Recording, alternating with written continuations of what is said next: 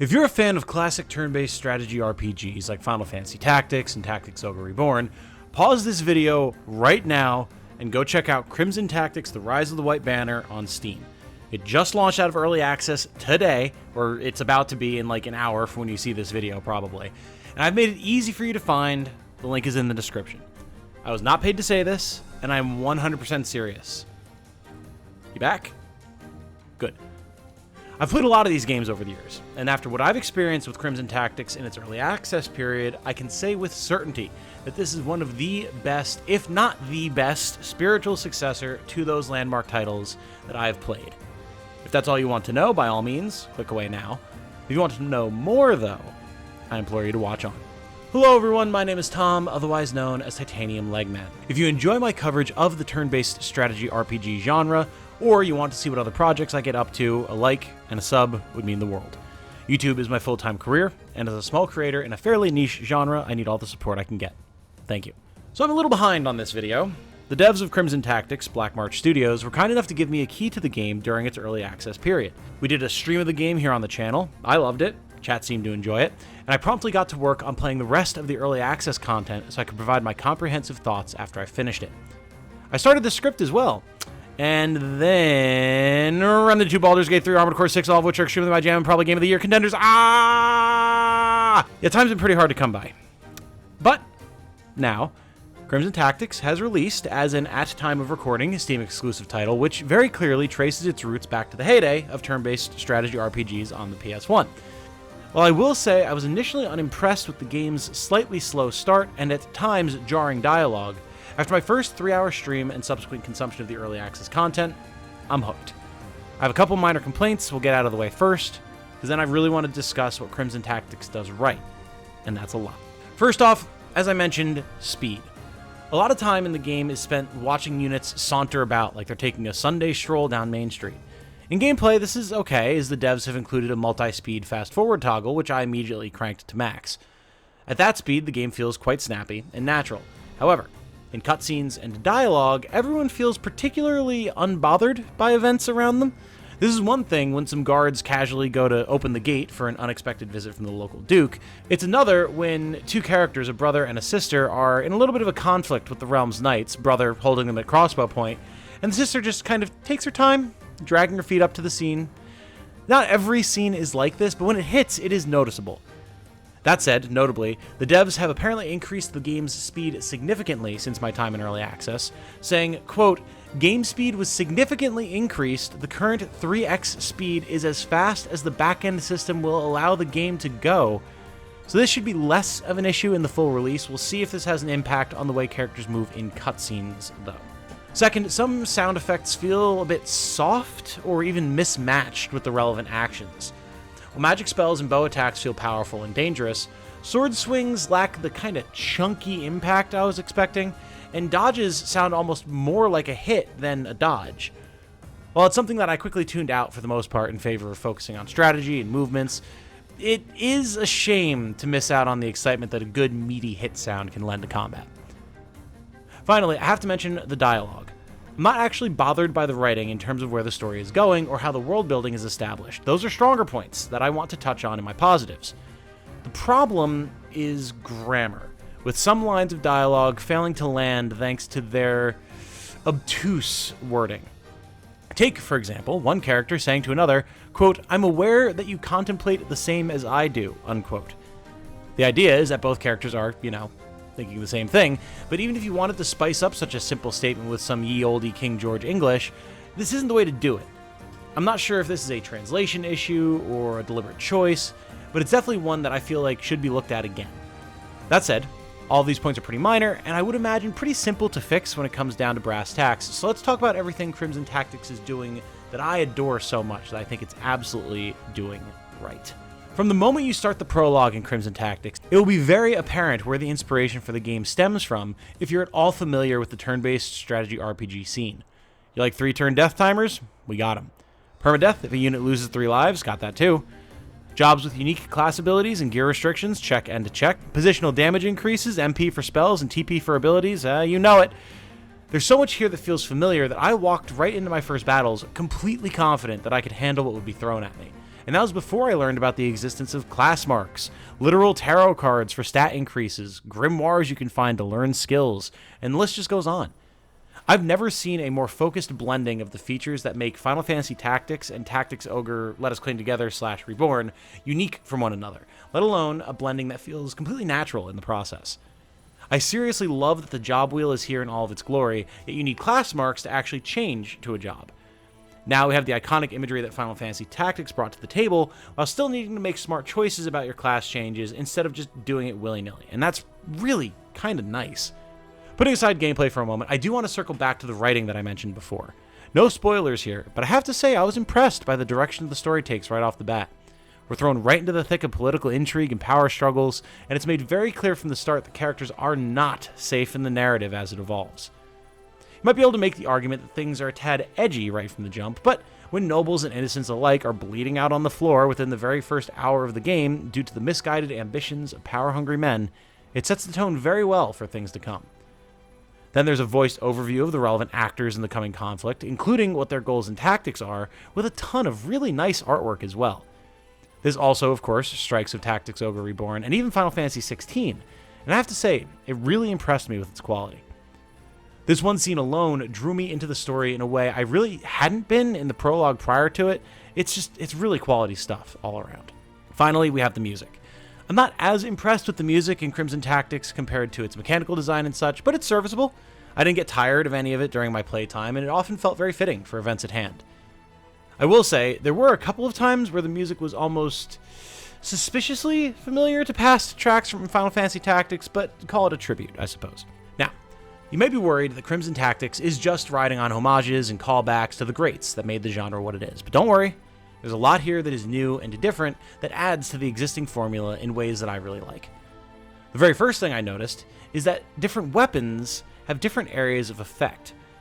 Your standard sword or longbow function exactly as you'd expect. Swords can target the adjacent space next to the attacker. The longbow can target enemies at range with a minimum range inside which they can't target, all standard fare. However, that's where the familiarities tend to stop. Nearly every other weapon type in the game has special properties for its attack patterns. Broadswords, for example, target a 3-space row in whatever direction you choose, hitting friend and foe alike. Whips can target enemies on diagonals, warhammers can target 2 foes in a column, as can lances, etc., etc. These attack ranges influence more than your basic attacks, too. Any ability that you use that utilizes your weapon to attack will also have this range, so if you have a skill that applies, say, a bleed effect during the attack and you're swinging with a broadsword, that's 3 potential exsanguinations waiting to happen. Due to this, weapon choices become more than a matter of stats and class restrictions, but also a game of balancing how many enemies you can afford to try and hit without having to navigate around maiming your own guys. It's an interesting angle that I'm only really seeing in things like the last spell, and applying it to a tactics shell, like a traditional like Final Fantasy Tactics shell, adds a lot of new tactical considerations that I really enjoy. But speaking of gear changes, how about having a weight system and different defensive effectiveness based on armor types? Well, Crimson Tactics has both. The heavier and more powerful the equipment you have, the slower you'll go. Makes sense, think of like the RT system in Tactics Ogre. But if you want to be able to handle the physical hits, well, you gotta tank up, speed be damned. But what if you need someone to handle those pesky mages? Well, thankfully, lighter armor has better magical defense, so a lightly armored knife fighter may just be the way to go. Knowing that there's going to be different ways to build out a unit within an archetype or even within a class to handle different scenarios and not just being stuck in slow and heavily armored because knight or frail because thief is really nice, and it's a welcome addition to the overall formula that I think is going to keep things feeling a little bit more fresh than some of the older titles tend to be at the very end of the game. But what about magic? Well, in a fun twist, all characters and all classes are actually able to wield magic in Crimson Tactics. Each character comes with an elemental affinity, similarly to Tactics Ogre, and can wield magic associated with said element. This, obviously, opens up a ton of opportunity for build variety. One thing I've been a fan of is my Lightning Affinity Sword and Shield Warrior, who can wield the Energize spell thanks to her element. Energize reduces the weight of any unit you target with it, essentially functioning as like a haste spell or a haste buff. At the start of a battle, I can have her energize herself, increasing the number of turns that she's going to take while the buff lasts, and with her relatively light gear, she can get into the enemy line incredibly fast. Thanks to the extra turns she then gets, she can charge TP quickly, start unleashing stunning strikes and other various heavy-hitting attacks to suppress enemy units early into the fight. It's really a very fun and engaging playstyle that I wouldn't be able to do if my warrior was, say, the ice element or whatever. So having that elemental affinity in mind in what type of character you're turning someone into is actually going to be very important, I feel.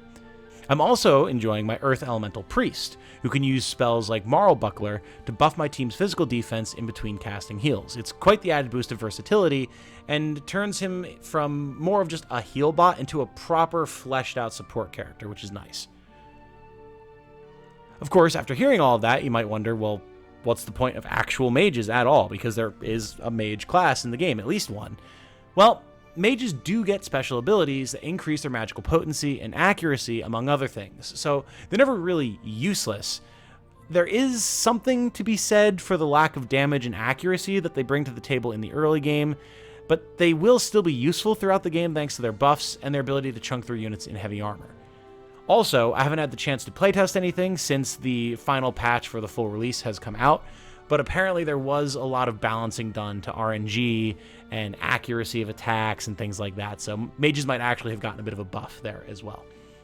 But have you considered, what if mounted combat in Final Fantasy Tactics was actually more useful and not just relegated to chocobos? Well, for those of you who, like me, loved the concept and were disappointed that it is kind of lackluster in Final Fantasy, well, Crimson Tactics has you covered there too.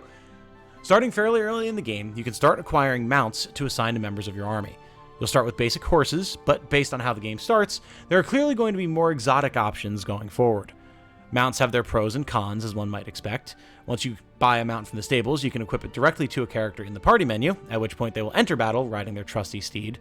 Their mount will act as a second health bar, tanking damage and hits for the rider, and let me tell you, even a basic horse is tanky. Now that's important, as not only does it allow you to be pretty aggro with your mounted unit, it makes it easier to survive the barrage of hits you're likely to take. The reason for that is that mounts take up 4 squares on the battlefield, so they can get hit from multiple angles at once and get ganged up on very, very easily. This also means that you might be limited in your mobility options, since you can't squeeze your horse into a one-space wide path, but, I mean, such is life, right? And notably, while it does cost a deployment slot to bring a mount, you get far more deployment slots in Crimson Tactics than you do in Final Fantasy Tactics, more akin to what Tactics Ogre lets you do. Tactics, tactics, tactics. Combined with mount-unique attacks and abilities, I'd say there's absolutely enough positive trade-offs to make bringing a mount into a battle an enticing or at least worthy tactical option. Now, as I'm sure you'd expect if you're a fan of the genre, Crimson Tactics does also bring a variety of potential classes to the table. You've got your standard array of warriors and rangers, mages and knights, but there's also more exotic options like necromancers, duelists, and swordmasters. I was not able to play with all of the available classes in my time in early access, but with 15 plus classes in the game at launch, there's sure to be plenty of toys to play around with. I'm pleased as well that each class seems like it'll have a potential role to play at any point in the game. The starting warrior, for example, is a powerhouse melee unit that I was happy to field in every battle in early access, when you might expect it to get quickly passed over for flashier options later in the game. For the sake of tactical variety, it's my hope that this trend continues through the entire game, allowing you to use all of the options that you have from your entire stable of classes to make a strategy that works for you. Additionally, classes have some fun, unique build options in terms of the gear that they can equip. For example, I am really fond of priests with crossbows, kind of a personal favorite of mine, evoking the I'm a healer but vibes that gun chemists brought to the table in Final Fantasy Tactics.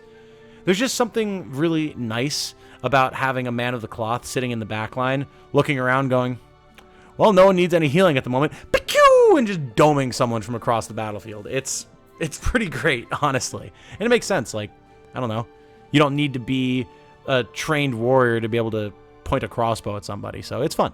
And yet, for all this talk about classes and whatnot, we haven't really said anything about the class abilities yet, so let's do that now. Learning abilities functions similarly to how it worked in Tactics Ogre Let Us Cling Together, in that you have a certain number of slots on each character that you can fill with abilities as they level up. You'll unlock a new skill every few levels, and you can use your accumulated skill points for your current class to unlock abilities for use before equipping them. Then you could, say, switch to another class, start accumulating skill points in that, and then choose from any of the currently unlocked abilities from that class to mix and match a build. It's a slight variation on the systems seen in past tactics games, and I imagine that level locking skills specifically allows the devs to more easily balance story battles, as they'll know what abilities the player is likely to have at that point in the story. It's not like saving up a bunch of JP on your Black Mage in Final Fantasy Tactics and having Flare like at the beginning of Chapter 2. It kind of changes the dynamic of the game a little bit when you do that. This really does seem like a clever design decision, and I'm excited to see how it plays out and how the devs were kind of able to shape the tactical challenge of the game around knowing what abilities you were likely to have. Finally, I want to touch on the art of Crimson Tactics. In indie games like this, art can be a bit hit or miss sometimes. Of course, some of the greatest art in gaming has come out of indie titles, but so is some of the worst. So it's with a very happy heart that I can say that both the 2D character art and the 3D animation from Crimson Tactics land, at least for me. All the characters have bright, varied designs and a very clean style. Even the generic units look cool and unique in their design, as much as, a generic unit can, but that's very important for any strategy RPG where you're going to be seeing a lot of those generic characters. You think of all the different classes that you see in Final Fantasy Tactics, and the vast majority of the time, they're generic units that you're fighting. They don't have special sprites or special portraits, but because the art for them is so good, it's still engaging and fun to fight them. It doesn't get boring, it doesn't get stale, and it's the same thing here with Crimson Tactics. Nothing I've seen thus far is super over the top either, lending the game a more quote-unquote grounded feeling that I always appreciate. It never quite feels right to me to be taking the field at level 1 with a team of squires who look like they just stepped out of the Diablo 4 cash shop, And on the battlefield, there's actually a lot of detail and charm to the maps and the characters. The way that sprites stride around with incredible swagger can be a little silly, sure, but it's also very fun to see in a slightly chibi style, and to me is a good way to handle the need for battlefield sprites when you aren't using a new HD 2D system or traditional sprite work style. Some people might be turned off by it, but I love it, and I think that it'll resonate with a lot of people as well. And really, all told, I truly believe that Crimson Tactics is a serious contender in the strategy RPG space. Thank you to Black March for giving me access to the game during the early access period. I love what you've done here, and I can't wait to see what the rest of the game has in store. I'm absolutely going to be playing it on the channel, so if you want to check it out and play along with me, I invite you to do so. My release day stream should be scheduled by the time you see this video, so I hope to see you there. Also, I'm planning to release plenty of guide content and build discussion, as well as other types of videos about the game, as long as there's interest. So be sure to sub and leave some comments regarding what type of content you'd like to see specifically, so that I know that interest is there. As always, I'll also be offering first dibs to my community members to name generic units and decide what class they'll be, starting with the appropriate tier of my patrons, of course, and then moving on to the rest of my patrons, my YouTube members, all that type of good stuff. If you want to have a character in the campaign, links to my Patreon and YouTube memberships are in the description below. Remember, $10 and up patrons get priority, keep that in mind. With all of that said, though, my name has been Tom, otherwise known as Titanium Legnet. I hope you're as excited for Crimson Tactics as I am. Go check it out, and of course, thank you for watching. I hope you all have a good night. Stay safe and healthy out there, and remember, be good to each other. See you on stream, everybody. Bye now.